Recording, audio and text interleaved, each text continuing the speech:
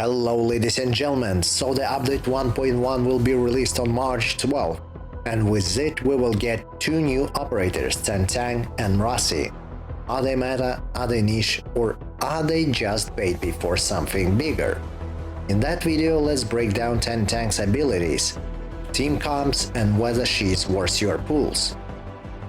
Tangtang, the supreme chief of Queen Boss Decade, she's straightforward, values loyalty, and acts with a free-spirited and unconstrained nature. She loves freedom and playing in the water, but hates betrayal. Once she recognizes you as her friend, she will go to any lengths to support you. Tangtang is a cryo element caster who focuses on dealing AoE damage to your enemies and applying cryo infliction and R susceptibility. So let's have a look at her skills first. Basic attack is just standard 5-attack sequence which deals cryo damage and restores some skill points after the final strike. Nothing to talk about here, it is just standard for all operators. So, next is her battle skill, which is more interesting. She charges, or should I say submerges, and attacks your enemies from below and creates water spout, which continuously deals damage and also applies cryo infliction. As well, using her battle skill when there are whirlpools on the field will transform them into additional water spouts, and as well will apply R susceptibility on the enemy based on the number of water spouts created. So next, her combo skill. It triggers when you apply cryo infliction or deal arts burst damage to an enemy and it creates whirlpool. Let's jump to her ultimate. So her ultimate covers quite big area and applies crowd control on your enemies, as well dealing small amount of dot damage while it lasts.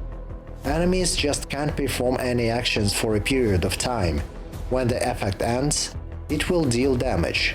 Beside that, you can trigger that burst earlier by performing dive attack. In that case, you will deal more damage, create additional water spout, and convert all whirlpools into water spouts.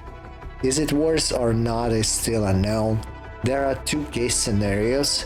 First, you deal quick burst damage with your ult, and the second, you immobilize your enemies and let your operators deal damage to a steel target. Which scenario is better? Hard to say at the moment. So, let's jump to the team compositions. Since Tangtang can only apply cryo inflictions but can't use them, she needs someone who can utilize these inflictions. In the first demo, devs showed us team of Tangtang, Fluorite, Lustrite and Zaihi. Let's break it down. So basically they showed us use case of Tangtang's ultimate in specific scenario, like the boss was about to fly and her ult just stopped him and gave you time to deal a little bit more damage to stagger him. What about team comp in general? Zaihi is a must-have in any cryo team. Her battle skill gives you arts amp buff, and her ult gives you cryo amp. She's the one that you definitely want in your cryo team. Fluorite here, I think, is just a filler. Well, you can utilize your combo skill to apply another stack of cryo infliction and basically that's it. Tangtang herself isn't looking like a main damage dealer, more like a sub DPS. The main damage dealer in that team is definitely Lustrite, and I think she should be on-field operator in that team. Instead of Fluorite, I would pick Akekuri for lean buff and some skill points recovery. For more premium team, I might suggest using Ardelia to apply R susceptibility to an enemy, or as well Gilberta looks good too with her ult with art susceptibility. By the way, art susceptibility effects can stack. So, let's see the rotation for a team of Lustrite as on-field operator, Tangtang, Gilberta and Zaihi. It should look like this. Start the combat with Zaihi's battle skill. Next, attack the enemies with Lustrite's basic attacks. Right before her final strike, use her battle skill. Keep attacking and use Lustrite's battle skill again before final strike. Meanwhile, After the final strike, Cryo Infliction will be applied to an enemy, which will trigger Tangtang's and Zaihi's combo skills. Use them. Use Tangtang's battle skill to apply our susceptibility to an enemy, and we have 4 Cryo Inflictions applied, which triggers Last Right's combo skill. Use Zaihi's ultimate, use Gilberta's ultimate. After that, use Tangtang's ultimate and end her ult early with Last Right's dive attack. We should have art susceptibility from Tangtang and Gilberta plus art's amp and Cryo amp from Zaihi. Finish the sequence with Last Right's combo skill and ultimate. In theory, that will deal massive amount of damage, but of course we never know until we try.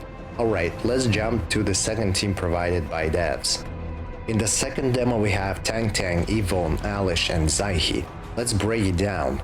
So they start combat with Tangtang's battle skill to apply Cryo Infliction, followed by her combo skill which creates Whirlpool, followed by Yvonne's battle skill to apply Solidification, and finishing with Tangtang's final strike, which triggers Yvonne's and Zaihi's combo skills.